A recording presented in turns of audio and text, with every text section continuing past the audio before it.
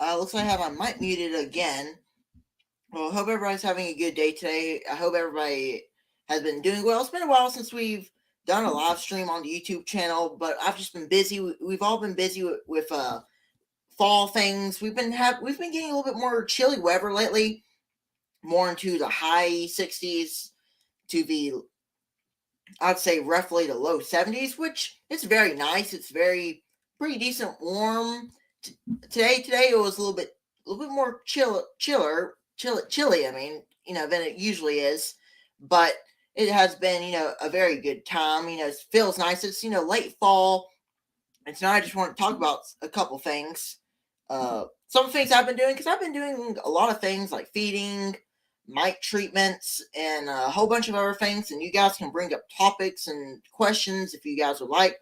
But we've just been busy. We've been feeding. I've been feeding 1-to-1 sugar water. I've been getting on the roll to start feeding because some of my hives were very low on the weight that they need to have. As beekeepers, we need to be going out to our bee yards and doing those stuff. So I got out there and I started to put some 1-to-1 sugar water, one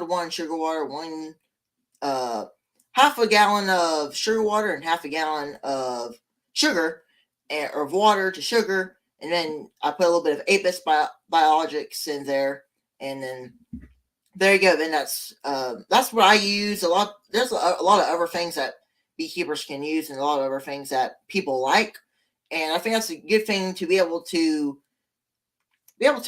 listen to other beekeepers and try out other things, and that's just one of the things that I like to do. And in terms of feeding during fall and some of those other things, I see we got a lot of people in here. We got Russell. We got the Chris, the Bugman. We have Austin and Vicky. Good to see you, everybody. Austin and let's see who else we have. James Noel up there. He was in there, and a lot of other people that I'm probably not mentioning, but it's good to it's good to see everybody. Like I said earlier, it's been a while. We've just been busy. I've been treating mites of Apivar, Amitraz. The active ingredient in Apivar is Amitraz, and that's what we've been treating with because that's what I really like. A lot of people know that I like to use Apivar. I had a recent video where I put the Apivar strips on, and I forgot when that was. I think that was almost a month ago, but here soon we're going to have to start taking those Apivar strips off. And I'll show a video of that later on. And I want to take them off. You take them off for around 6 to 8 weeks. That's what I do, and that's what the label says to do. And that's what I'm going to do, and we're going to see how that all turns out. I've also been inspecting hives, evaluating queens, seeing how our queens are doing. I got some more queens on the way. I want to talk a little bit about late season requeens, especially like requeening late in the season. Right now, I bought some queens from a person in Georgia, Barnyard Bees, David. I know a lot of people know, but I'll talk a little bit more about that later on, and we'll discuss that of what we're doing. But I just had to have that. I just didn't want to mess around with the queen. I want to requeen them. I'll tell you guys about that later on once we get more into the live stream. But like I said, hope everybody's doing good. I'm sorry it's been a little bit. It's been a very good while since I've been on here. I've been doing a lot of other things. I've also been studying. It's always good to relearn some things that you already know. So that's another thing I want to talk about a little bit.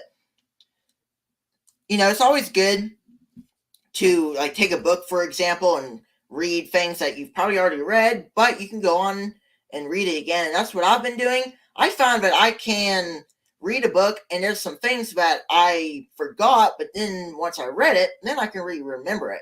So a lot of times whenever you learn something fresh, you'll remember it for a little while. At least I will. I'll remember it for a while. But then once I get more information after that earlier information, then I'll get to the point where I'll forget that old information. So sometimes when you lose some of that old information, then it's good to go back. Even if you've read a book 10 times, it's always good to go back and reread it and see what you can relearn and put it in your mind. And a lot of times, you can take cards, for example, and write on them and take notes and remember that. I find that if I take one little part and I read the basic simple thing, I put that in my head, then I can remember it. I remember the charts. I try to look at the charts, examine, like, like all the organs and stuff. A lot of times I can forget some of that stuff, and I'm still relearning some of that stuff. I think it's good for everybody to do it, because I think no matter how hard you study one time, it's not going to be as fresh as it was whenever it was fresh. So it's always good to go back and relearn. I've talked about this before, relearning, taking courses, even though you know things. A lot of times beekeepers will get so into it that I've already read all these books. I've already done all these courses. I've been doing courses as well. And then I don't need to go back and do anything else. I'm good. I already have the information. But then you'll go back and maybe you're on the live stream, or maybe you have a YouTube channel and you're on here saying, well, somebody has a question and you don't know how to answer it. And you say, I don't know what that is. And, kind of making an excuse for it, kind of thing. But that's one thing I think is important, that everybody will relearn some of the things that they already know. And I know that a lot of times people won't relearn things that they already know. One thing, I think a good book for people to relearn, I've talked about this book, The Beekeeper's, I think I have it upside down, The Beekeeper's Bible. So this thing right here is a big, big book. And this book right here has all the information that you want to have to, sustain on it and be a better beekeeper. And it has like pests, and I've been on this thing, I've been trying to learn a lot more about these like tracheal mites. Hope I said that right. And a lot of this other stuff. And this is a really good book. I really like it. It entertains me to the point where I'll read it. A lot of times other beekeepers will think that, it's going to be boring reading a book. But whenever I read a book and I get more into it, I don't want to stop. But then, sometimes you got to stop and stop reading it. But you also don't want to read a book too fast. Sometimes when I read a book too fast, then everything will slip out of my mind because I'm going too fast at it. And I find that happens a lot, to me at least, on other subjects. That's why whenever you're reading this book, go by page. It may take you a month or two to fully read it slowly, but it will progress you in the long run, and it'll help you learn a lot of other things. So, I just thought I'd mention that up. I bring that up to talk a little bit about it because I think it's important, and I think a lot of people agree on me with it. And, relearning things. Taking a course. You can take online courses. They have bee meetings, bee classes in person. But ever since COVID came up, they started very popular on online courses. And that's where everybody likes to stick to. And I think that's very good, as long as if you're learning from a good beekeeper that knows their information. And what I mean by that is, do you have a good amount of information that they tell you? A lot of times now in this world, everybody wants to have something behind their name. Like a lot of times, the people who make courses now and books, they're like certified beekeepers. It doesn't mean that you have to be certified, but sometimes people just want a credibility in your name, so then they'll know that you're good, that you know your stuff. And there's other ways to prove that you know a lot of your stuff. That's just one way of it. I sometimes see that it comes down to that. But yeah, I wanted to bring that up for a topic because I think that's important for us beekeepers to think about. And if you're a beekeeper who, wants to relearn things, I think you probably just pick up a book that you think, is a good book. Like The Beekeeper's Bible is a very good book. Pick it up and just relearn some of the things that you already know. And a lot of these things that you think you know, you actually don't know. There's a lot more to learn in beekeeping. And sometimes beekeepers won't realize is that there's never a place or a time where you will stop learning. And I think that's important. Why can you not stop learning?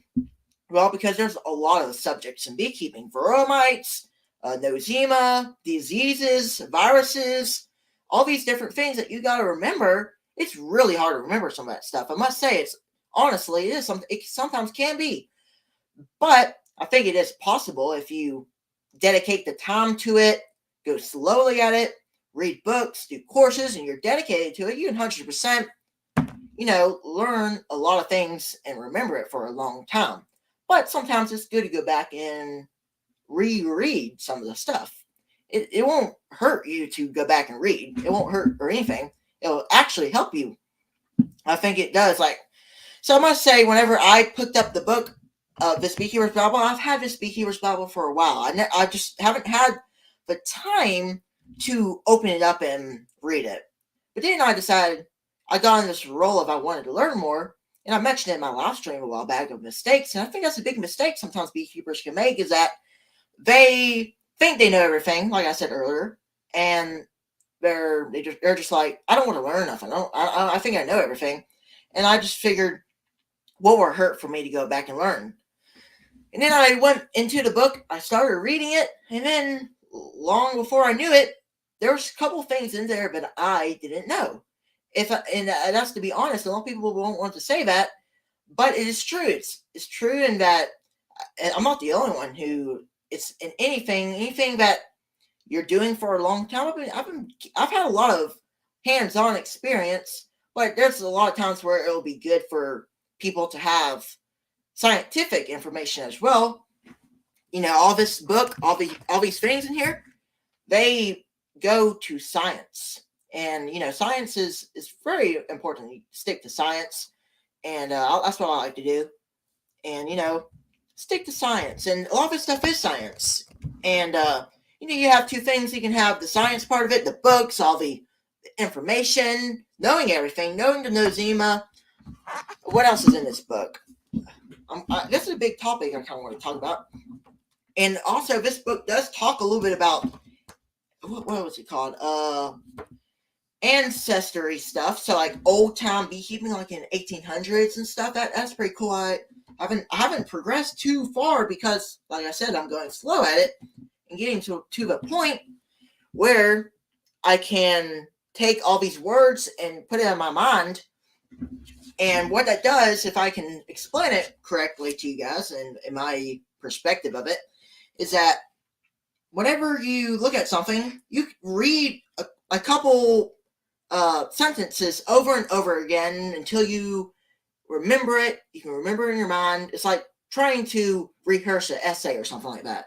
And just rehearse it, go down the path and read it and see what it is until you get all those words in your mind and think about it over and over. And then that will help you out a lot. And it has tracheal mites in here, diseases, pests, and predators, stuff like that, like varroa mites. We all have trouble with varroa mites. They came into the United States 1978, 1976, and one reason why I learned that was actually from a YouTube video. I think is where I learned it from.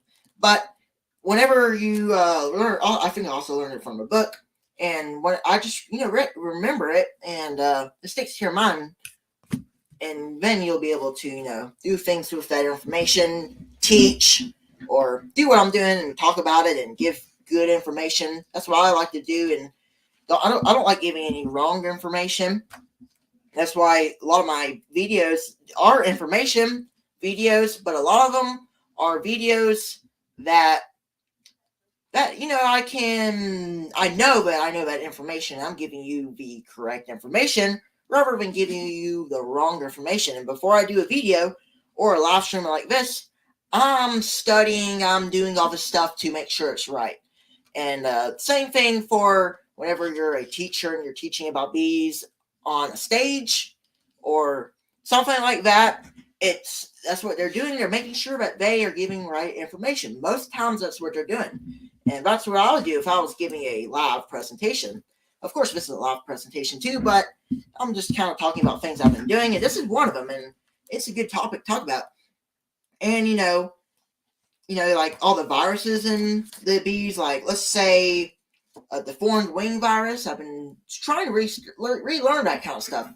The fundamentals are still there. So once you know what, you're not going to be able to remember all these long words in these books. Ain't no way you're going to remember these pages. But the fundamentals are still with you. There's still fundamentals there. And you will be able to remember those simple fundamentals, and you'll be able to use them for other things. And then, I think that's very important. I think we had a question here. Have you ever heard of people taking and scratching the strips to get more from them? You mean Abivar? I can see where that would work. If you're talking about Abivar, I've not heard anybody talk about that, but I really do need to see about that because I've never really heard about that, but I guess it would work. I know I probably wouldn't try to do that, but I can see where that would work because a lot of times, when the bees are rubbing against the Abivar strips, the active ingredient, I did a post on my community tab about the active ingredient in Abivar, and it was amitraz, and the amitraz will get whenever the bees will scrape on the how they're walking on frames. You stick the strips in the middle of the frames. I'm trying to give it out to you kind of simple. You put it through the frames. The bees are scrubbing their backs, their hemolymph on that chemical, and then the mites will die. I think that's how that works. And I've also researched that. It's stuff that that's basic. Abivar. I like using Abivar. Of course, it's not like oxalic acid. You leave it in there 6 to 8 weeks, so then you will be able to catch all the cycles. You'll be able to catch a couple of the cycles of the bees. Because bees, it takes 21 days. It actually takes 21 days for a worker to hatch. So you get, let's see here. That's for 2 to 8 weeks. You get about 2 to 3 cycles of brood, so then you can start killing those mites as well. But after that, you got to take the strips out. 42 days is what I leave my strips in. So in that case, 21. So that means you'd get 2 brood cycles in there, and that's a good brood cycle. But with oxalic acid, I think it does go through the brood. I'm not very good on oxalic acid, but I just hear that it will go through the caps if I'm correct on that.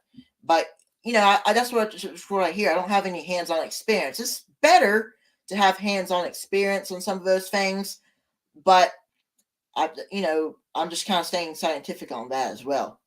And but I can see where that would work, where you can scratch the Abivar strips, if that's what you're talking about. I don't know exactly what you're talking about, but I would see if you did that, it would let more out because there's more inside of that strip in the middle. But I just don't never do that. I don't know if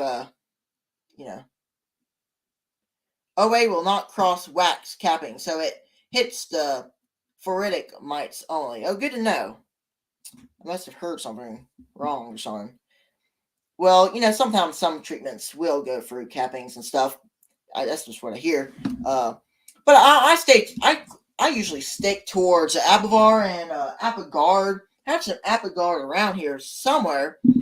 But I've only really used Abivar, and I like using Abivar. It works pretty decent for my perspective and what I do. I have 5 halves, and that's what I use it for. See that we also got Brian down there. It's good to see you, Brian. And also we see Lisa down there. Good to see you too from Ozark, Alabama. We've been having some nice weather. I know some of the northern guys, some of the northern beekeepers are having a little bit more cooler weather than us, but I really like the weather that we're in. The high today was like 68, 69. Low tonight it's like 43. And the high tomorrow is 70, low 43. And it is very nice weather for our bees. And that kind of leads me into the next topic. And what I just kind of wanted to discuss of what I'm doing. I'm kind of also feeding the bees, trying to stimulate the queen to come on and lay, do that kind of thing. And also I have some hives that I inspected. If you guys didn't check out my recent video from about a week ago, last Sunday, I released a video of October beak check. It was a very good video. I really enjoyed doing that video. But when I was going into a hive, or actually 2 hives, I saw that the weight of the hive was very low. And I really didn't like that. Even though that we're down south, I like to have a pretty good, decent weightness on the hive, fill them up with 1-to-1 sugar water, and let them start stimulating the queen, and that helps out a lot. But what I also like to do, and these are a little bit smaller hives, is they're drinking this 1-to-1 sugar water slowly. So that's exactly what I want. And a lot of times I like to slow release it, because if you slow release it, that will let the bees take some of that in and get the queen to lay a lot more, and they'll also store it in. Especially this time of year, that's very good. And sometimes your bees will take it down in a day. I've had 1 gallon sugar water buckets been taken down in like a day or two, but bees have been on there for about a week and they still haven't taken it down all the way, but it's about gone, which, hey, that's fine. It's slow releasing. That's exactly what I want. But yeah.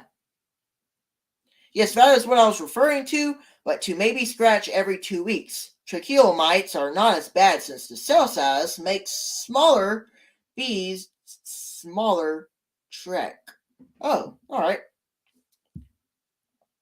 My bees like 60s music. But yeah, that's what I'm kind of doing with feeding as well. Mite treatments, that's important. Trying to knock down the mites.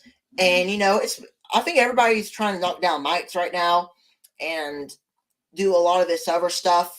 Late season queens. I've been seeing a lot of videos. And I have not been able to watch every single video lately. There's a lot of videos that's been coming out that I've been wanting to watch. You know what? What's another thing that I guess I can go on to real quick? And hopefully I won't take too long on it. But I like to watch other people's videos, not just mine, and not just to follow my own information. Because I don't know everything. I am not the expert beekeeper. I know a lot of things. I've kept bees a long time. I've had first-hand experience, like I said earlier.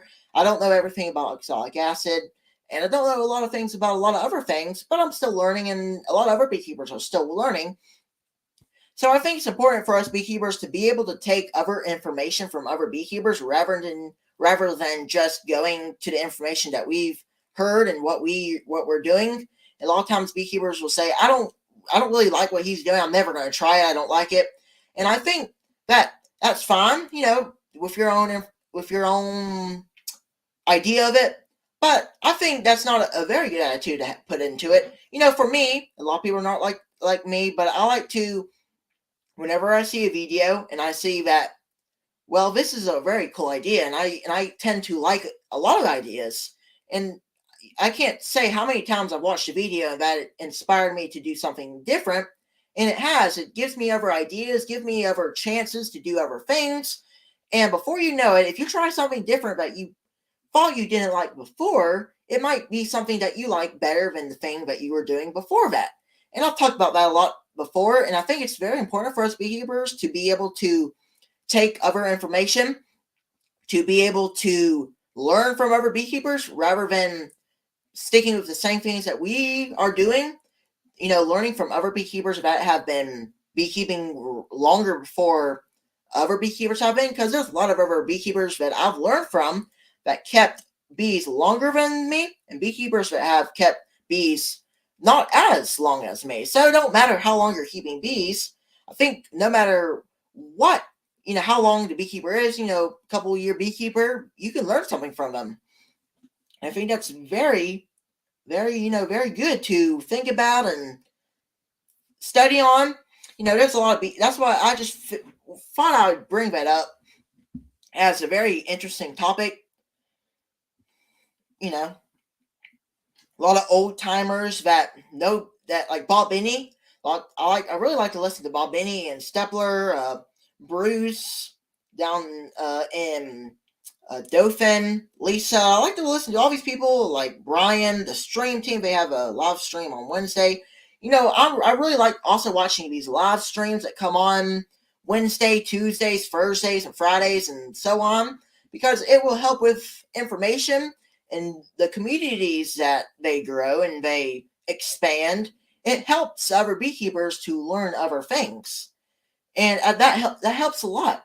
And I've had a lot of people on the live streams before, like Bob Beanie and the stream team. I've had like Ricky Work on from Horizontal Bees. I've had David Burns, Ian Stepler on a couple, like maybe like almost 10 months ago.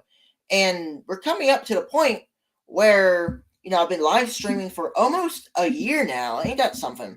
I've been live streaming since October, somewhere around there. I've been live streaming for a while, and whenever I first got into this community, I've had good success, and I've been still having good success. And, what I try to do on these live streams is just to share decent and very good information and try to receive other information from other beekeepers. I'm not doing these live streams just to give information. You know what? I'll probably learn more things from listening to other beekeepers in the live chat rather than I do whenever I give people information. And that might sound, different, but I really think that is because a lot of these other beekeepers are giving their opinions, and I really like to hear their opinions and their information. So I think that's very important for us to be able to take in and be able to learn from other beekeepers, old timers, like Bob Binney and these other people. And I think it's really important to be able to listen to other beekeepers. And I think that's a big reason why some beekeepers may not go the way they want to. That's why sometimes they don't know all the things that, they want to know. It's because they need to be able to not just do what they do, but listen to other beekeepers and take in other information, even though that they think they don't like it. If it's very good information and other people are having good success with it, you may think, hey, this would be a good thing for me to take in and try with my own apiary. And once you do, you may find out that, hey, this is good. This works out for this works very good for my apiary better than my old technique. But then you also may say, I'm not really common, or I'm not really fond of this method, so I may try another method that somebody else says. I think that's very good too.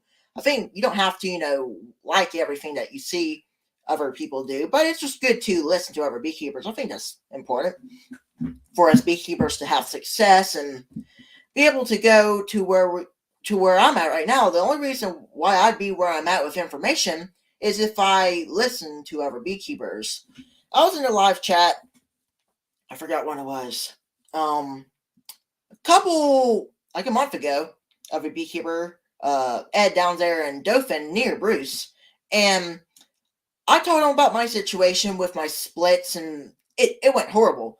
And and he gave me some good information about how he did it.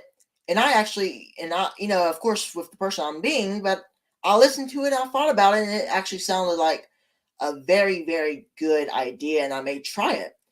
And, it is always good to keep an eye open and learning as well. So, yeah, hopefully I didn't keep that to as much of a long statement, but I do think that is important. Hey, Ryan, that's right. If you ask 10 beekeepers the same question, you get 12 different answers.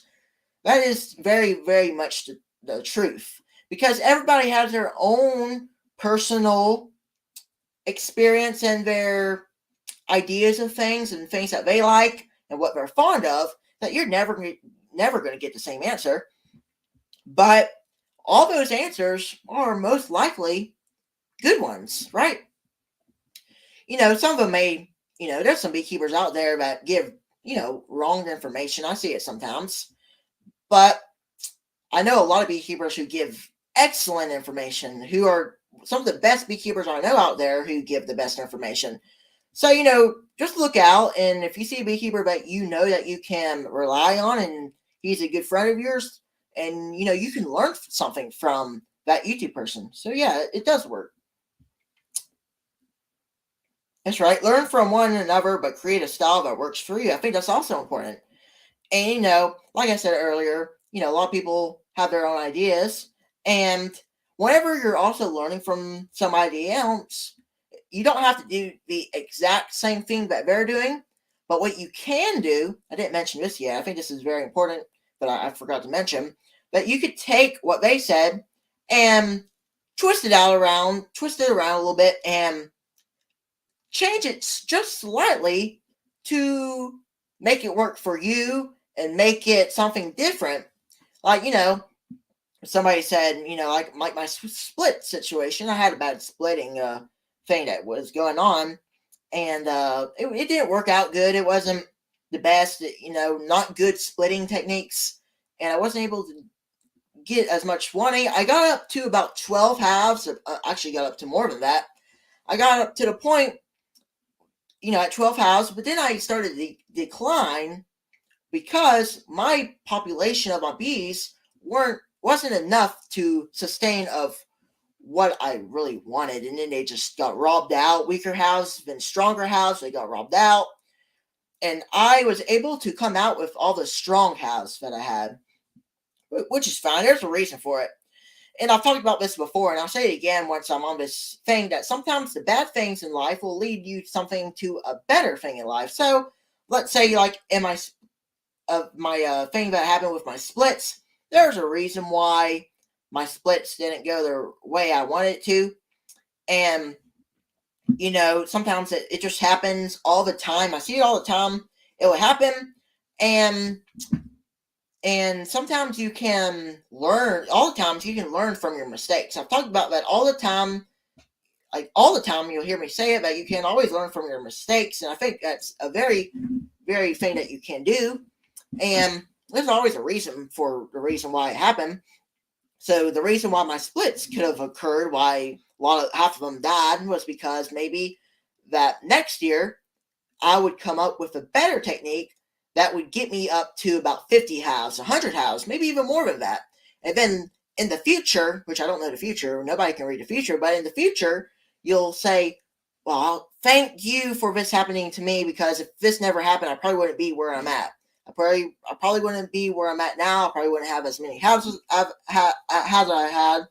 I probably wouldn't have as many halves if I had. Oh, sorry. But anyway, that's just how it kind of goes down.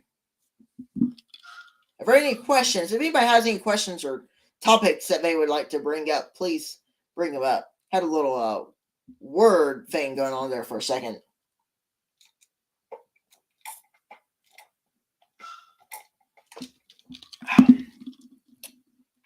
I see Edson's there. Yeah, I was just mentioning about that. Good to see you. Good to see you. We'll see you next time. Thanks for checking in. But yeah, that's important. I think that's very important to, learn from our beekeepers, what we've been talking about. And earlier I said I would mention this, and I wanted to touch on this. And, I've been doing a lot of things. Of course, like I already said, feeding, mite treatments, all these different things. And now, also bought some queens from a guy in Georgia. His name is David from Barnyard Bees. A lot of you guys probably know him. Near Georgia, and he had some late season queens. We got an email about it, and at the same time of this, had a queen that wasn't doing as good as I wanted her to. At first, the brood pattern wasn't all the best, wasn't what I wanted. It was in that half, if you guys remember, that the one that was escalated quickly, if you guys remember that video about all this really weird stuff going on, things that I can't explain, but the queen didn't really look too good. Even if she did get to the point where she got everything straightened out or got her ducks in her row, it doesn't make me really want to keep her, because it's really hard for me to explain. It just doesn't give me the courage or the what I need to trust in the queen for me to keep her. So I just figured I'm not going to take any chances on more halves, perishing due to queen failures and stuff. So I went ahead and ordered 2 queens, just in case if one queen didn't make it in transit. So I have 2. If both queens come alive in transit, then I'll take one, requeen this half, and then the other one, I'll put in a small nuke, or I'll make it pretty decent sized nuke. But this will be a queen right away that's ready to lay, so that'll be good as well. And this nuke that I'll have, it'll either be for I'm probably going to take it as a, what do you call those nukes? And it also goes kind of similar to DC's question about combining halves this fall. The snoop that I'm planning to make, if both queens come alive during transit, like I said, if one queen dies in transit, I'll just take that one queen, stick her in that half, or queen by half, and therefore we'll go on and move on with life, right? But I'll use the other queen if she comes in, make a nuke, and set the nuke aside. Of course, it will be as strong as a nuke I can. I'll give it food, of course, what I always do. But then what I'll do is I'll save it just in case if I need to take that nuke and take the 5 frames and put it in another half and combine it just in case if that stronger half suddenly loses a queen or the queen dies, the queen failure, excess half that will be ready for that scenario. So yeah, that would be good. All right, so I'll answer this question real quick as well. Grayson, did you end up combining many halves this fall? Are your halves looking strong now? So yes, DC, my halves are looking very strong. I think they are doing exceptionally well, and I really like the strongness of the halves. Like I said earlier, I kind of want to make sure that they have some good weight on them. I want to make sure that the beetles are down. I've been having a little bit of a beetle problem. Not much with the larva, but with just the beetles themselves. They are so aggravating little pests, and I just want to get rid of all of them. And they can just get very agitating to me, so I need to keep those down. I need to keep the mites down so that we can go into winter. Nice, healthy colony. And so far, they are strong. They aren't, of course, down here, we don't have to have as strong halves, but for me, I don't care where I'm at. I like to have a strong half. That's why I'm feeding, making sure they have good queens. That's why I'm ordering these queens. Make sure that the queen is good no matter what happens to her. No matter if her brood pattern doesn't look good. I just wanted to make sure I had this opportunity for a queen. Might as well go on and take it. I don't want to risk the queen not doing good in winter. This queen that I'm talking about may go good until next year, but I'm not going to take any chances because by the time spring comes, likely that queen will fail, or maybe even right going into winter, she will fail, and there's no more queens available. Like, in winter, early winter, midwinter, late winter, there's no queens available.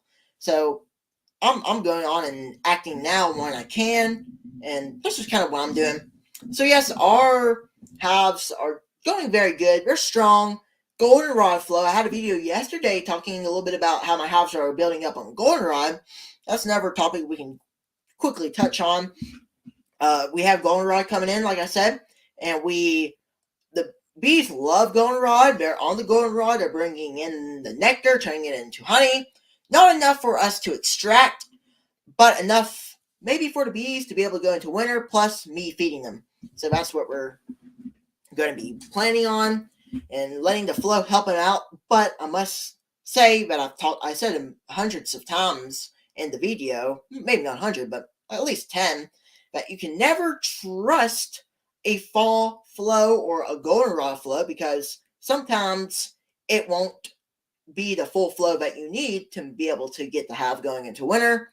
And sometimes if you trust just the goldenrod flow, then your bees may starve to death and die. So that's what I'm doing. I'm trying to take precautions, feeding them, and be able to do some other things with that, and be able to requeen and and make sure that the goldenrod stimulates the queen, because that's one thing I see in summer. The DERF, there's no any sort of flow. There's maybe a small flow, but nothing much. But the queen didn't really. All the queens probably weren't on their highest level of laying because they didn't have any incoming nectar. They still laid. They still did good, but not as good as they are doing now, as compared to the DERF. Just slightly better than they were in the DERF. The only reason is because that they didn't have all that good nutritious nectar coming in to stimulate the queen. So yes, that's good. I think I did answer that question. Are your bees taking feed yet? they're taking it very slowly, I must say, Tim. And this must be a sign that there is still goldenrod out there. So it's one of my halves took down a 1 gallon bucket in about 8 to 7 days. Actually, no, I'd say 7 to 6 days. And there's another 1 gallon sugar water that I put a couple days after that. It's been on there for about 6 to 7 days, and it's being pulled out of that 1 gallon bucket very slowly. So that tells me that they're not desperate on the food, but they just need a little bit, but they also have good incoming nectar as well. But a lot of that incoming nectar, the bees are eating it. They're eating it and they're using it for themselves to nutritious reasons and for the brood, and they're not storing much of it. So in that stage, it is crucial that we feed so that we can get away with that hungerness and the way of that they need to start feeding their larvae, that they'll have enough, but they will start back filling it up in the frames, and that's very important as well. That's what I'm also trying to do. So my bees are taking feed, but they're just taking it very slow, not as fast as they did in when was that? Very early, very early spring. And yeah, that's kind of how that's rolling out. And we're also what else are we doing? We're doing like requeening, we're doing mite treatments, inspections, evaluating queen. I've been trying to make sure all my queens are good, which result back to requeening the halves. You know, all that different stuff that's going on there. My numbers are pretty decent. I have 5 halves. Like I said earlier, my splitting methods weren't as good. So I was at 12. Actually, I might have been up to 15. Dramatically went down in numbers, ended back up right where I started. So that teaches me one thing, that I need to do a different splitting technique. So I will try to explain what I'm planning on next. So next year, I have a small plan, and a lot of people are going to be saying, what are your goals for next year? So I'm going to go on and say the goals for next year. Basic, simple. I want to extract some honey. I don't want to put too much pressure on the bees.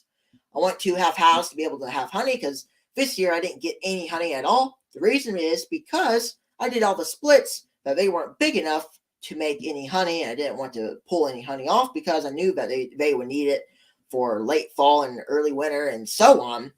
And they can use all the honey that they can get. So then I also want, next year I'm going to be expanding different.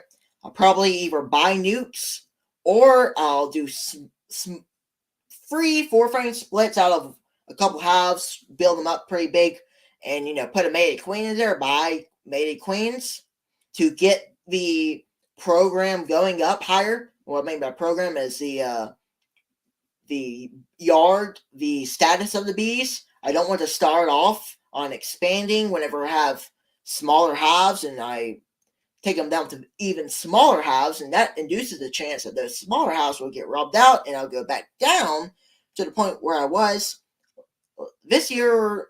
By the time next year will be last year. But anyway, that's what I'm going to be focusing on, is a better way to split, which I'm probably, or expansion. I don't really want to say just splitting. I also just want to say expansion in general, a better way of expansion. And next year I'll probably just buy a couple of nukes, make some money during winter, and next year be able to get a couple nukes and expand next year. And I also want to rebuild the creek bee yard. That's what I call it. And next year I'm not going to use pallets. I'm probably gonna set up some better stands, like ones over there in my bee yard, or I'll get like the ones that Lee have that you guys probably see on some of the pictures. So like you get some of these blocks standing on the side. They have these rectangle holes in it. Don't know the correct word, the correct thing for that. You guys can mention in the comment section. But then I'll put some 2x4s on the top holes of the brick, 2 of them, set the bottom board on top, and set them out on rows. And then I can keep on expanding that slowly but surely and get it to a point where all my halves are equalized, they're the same. And that's something I don't really like to have, is unequalized halves. I have them right now. And that makes me kind of not really mad at it, but I would rather be equalized. I need to, all my hives, I can't take all the brood and put it all in the other hives. I'm going to leave it how it is. But next year, I'm going to try to get steady as well, keep my hive steady. I'm not going to make one weaker than the other. I'm not going to make one stronger than the other. I want to keep them all at the same strength, keep them at very good strengths, high strengths, but at the same strength. I think that's very important. That's what I'm going to be achieving next year. That's what at least I'm going to try to achieve and try to make some good honey next year. And that results back to making a little bit more of money next year, and then so on. And then it continues on it. Sounds like you have a plan kind of like making your own splits using mated queens early. Yeah, I think that's what it'd be. Making splits with using mated queens kind of early, and they get time to build up. Like I said, as long as they have mated queens early. But down here, let's see, what are the dates? March and April. Probably could do some splits in March and April, but I'll have to be very, very precise on it because there could be some very cold temperatures. So I got to make sure the splits are very well fed, make sure that they are big enough to withstand any of the cold snaps in March, because sometimes there can be unexpected cold snaps like there was that one, like this March in Alabama. We had a little cold snap, killed everything in spring. We didn't have any good golden rod flow. Thankfully, we had a good golden rod. I mean, not golden rod flow in the spring, a spring flow. But then, at least this fall, we got a good golden rod flow. So I'm thankful that we got a good golden rod flow in the spring. Question: why can't I feed a light about of? I think you meant amount. Oh, okay, I see it. Question. Here, pop it up. Question: why can't I feed a light amount of pollen sub to boost light brew production as long as I'm feeding through winter? Let me go over that question again. Why can't I feed a light amount of pollen sub to boost light brew production as I'm feeding through winter? Okay, I think I can kind of get you, because sometimes I think one of the main reasons why people say that sometimes DC is because you really don't want any brood light brew production in there. I think that's correct. That's the only reason why I would see that, because if you have pollen patties in there, I mean pollen sub, I think it could boost up the brood production where you're at. I really don't know for your area. I know you're in Washington, up there in Washington State, but anybody else, you can give your opinions on that. But I think it's really personal opinions. A lot of times people say that you can't do that.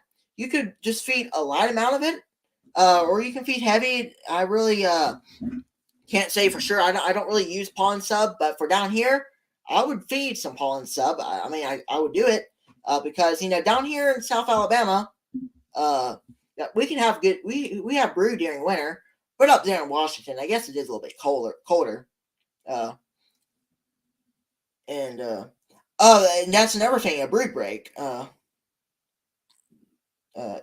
the South, you almost always have brood production of some levels. It isn't really the northern bees that full shut down. Yeah, down south we do have a good brood production. I can remember most of the times in winter we do have some brood. They don't shut down all the way. I think northern bees, they will shut down sometimes. Depends on where you're at. But I've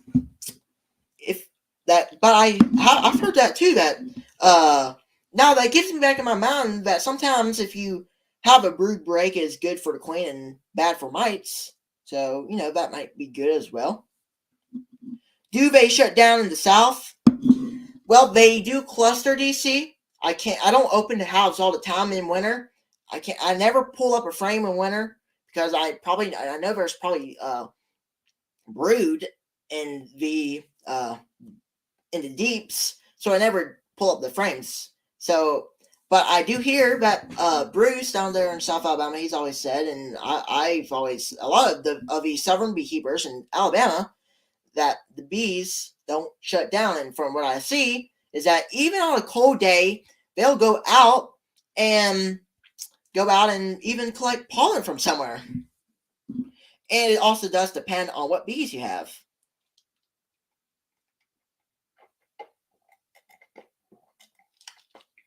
Like Italians, most of mine are all Italians, maybe mixed in with Russians and Italians, some of those, and those queens, most of those bees will lay brood in winter if the conditions are correct. If they have a cluster, those Italian queens, depending on where you live, will continue to lay. And they also will lay very early in spring. And Carney, I hear that Carneys I think they stay in smaller clusters, right? Oh yeah, I think yeah. Everybody's still new at it. Like I was saying earlier, nobody can know everything, and so that's why I'm learning stuff tonight as well. So I think that's important that we share our opinions and stuff.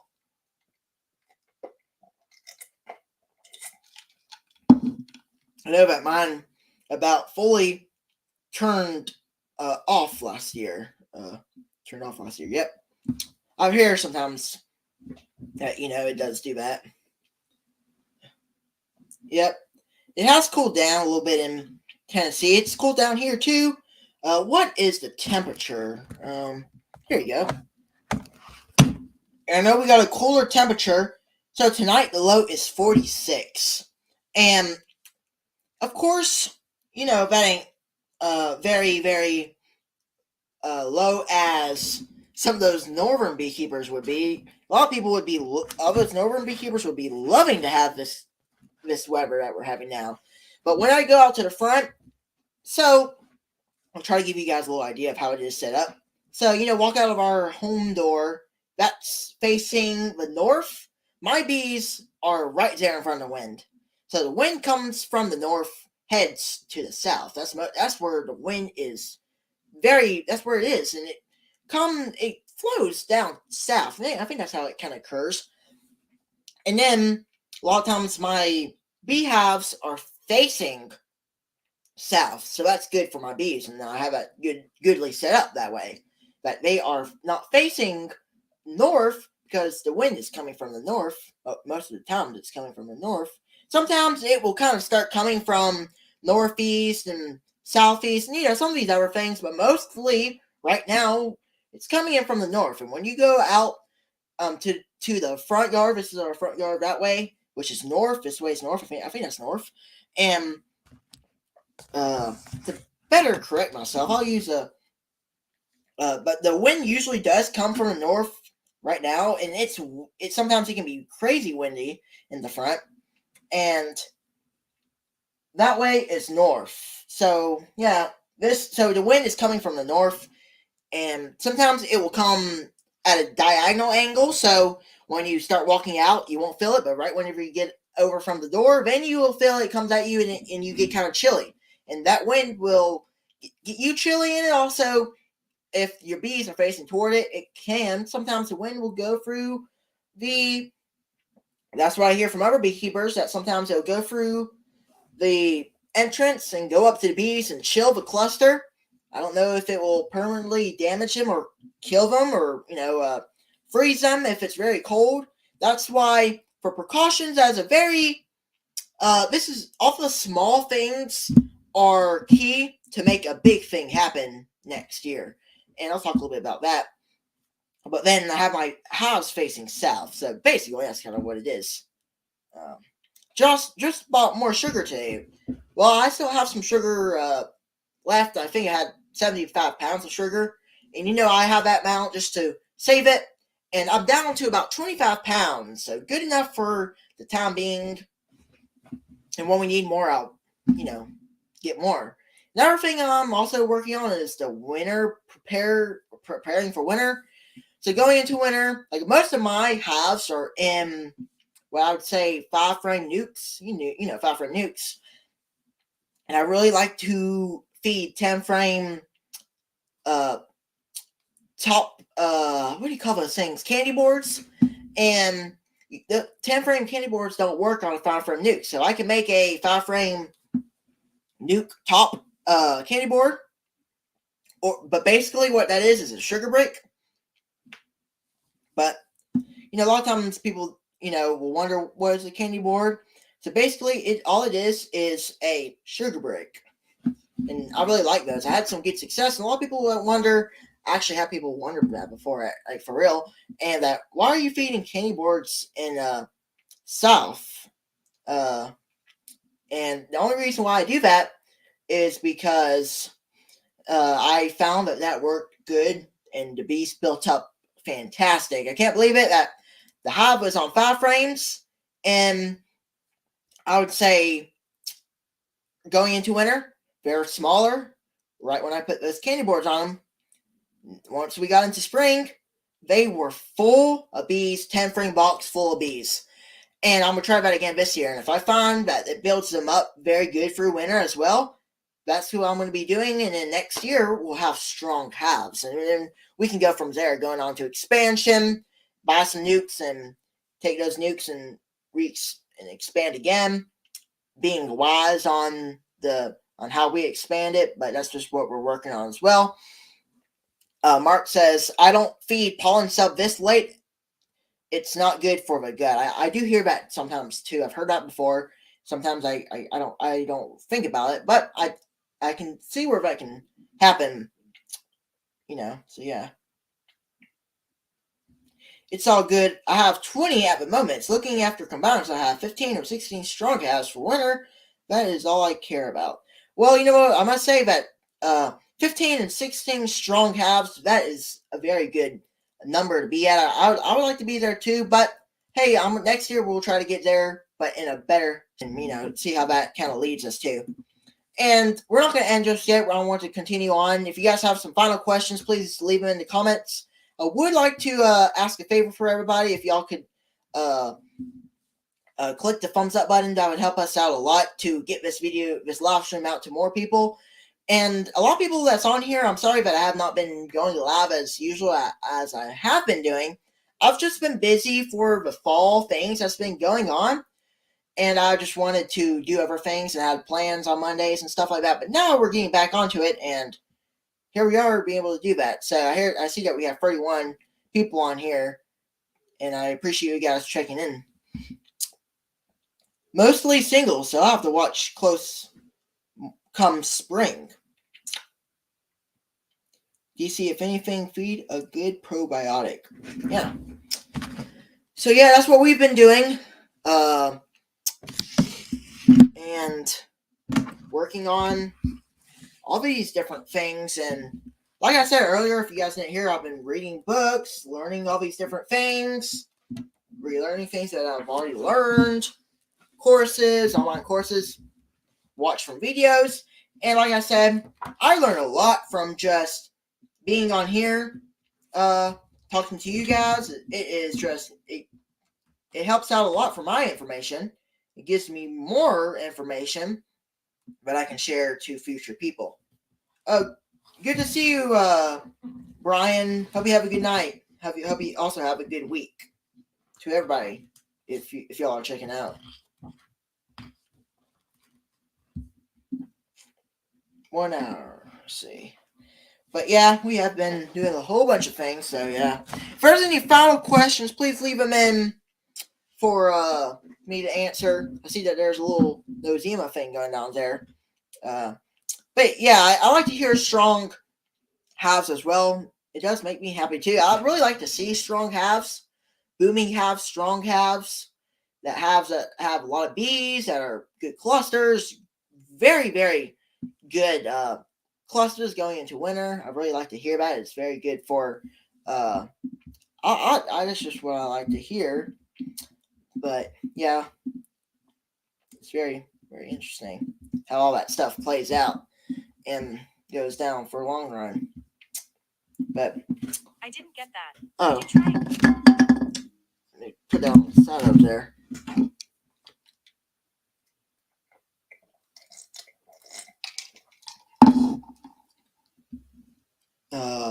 So, do you do anything for nosema? To Mark Miller. Yeah, I hear sometimes nosema is happens during winter. Sometimes I really think nosema is more of a northern thing. I've never seen nosema down here, but it's a thing that happens up north. I see that Ian.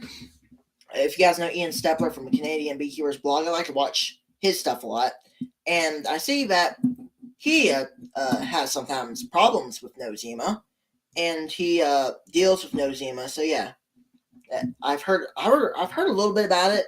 Haven't had any hands-on experience with any of these diseases, these viruses. Like let's just say like AFB. I've never dealt with that. All I hear is that the symptoms for it is bad odor, bad smell, perforations in the caps, ropey remains of larvae, and a couple other things as well, but those are the main ones. And sunken cells, and yeah, it's pretty interesting. In mostly where I learned all that stuff from is actually from reading books and stuff. I didn't know much about AFB or EFB, which European foul brood, American foul brood, until I started to do courses and other stuff like that. Then I learned more about it, and then I think it's, like I said earlier, it's very good to learn more things and do stuff like that. If there's any more final questions, please do leave them in the comments. But I'm probably about to go on and check off because I know there's a lot of other things that beekeepers need to do. But before y'all do check off of the live stream, make sure to give the live stream a thumbs up. That will help out a lot. It helps us a lot. And if you haven't already, go on and subscribe.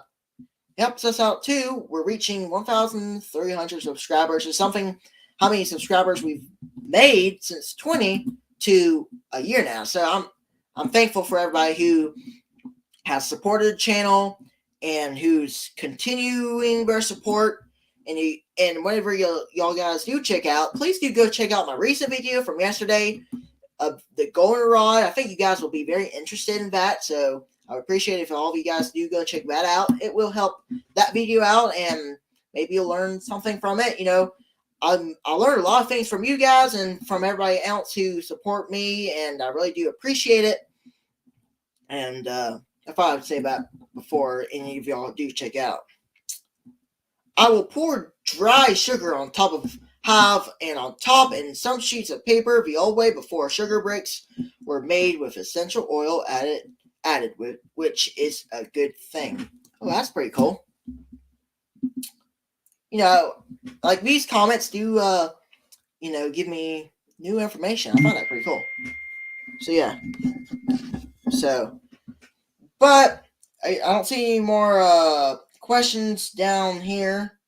And I'm sure you guys probably got it going. So I'll go on and wrap it up, and hope you guys enjoyed the live stream. Go on, subscribe, and click the like button. And I appreciate you guys, and we'll catch you guys on the next beekeeping live stream. And thank you guys for watching. We'll catch you on the next one.